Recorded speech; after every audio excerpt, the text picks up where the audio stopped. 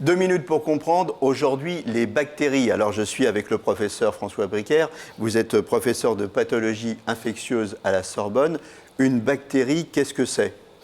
Une bactérie, c'est un micro-organisme, ça fait partie des microbes et ce sont des organismes vivants qui sont capables de se multiplier, qui sont capables de vivre et qui vont pouvoir nous contaminer dans certaines circonstances. On confond souvent les bactéries et les virus, notamment à propos des antibiotiques. Oui, on confond même trop souvent ces deux éléments, ce qui a des conséquences parfois néfastes.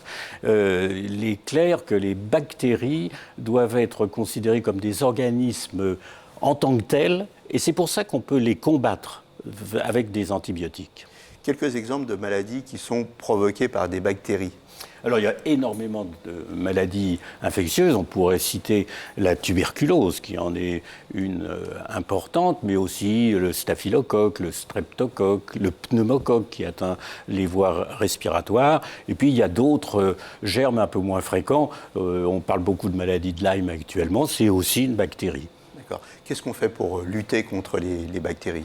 Alors, lutter contre les bactéries, c'est essentiellement les antibiotiques, c'est vrai, mais à condition de les utiliser correctement.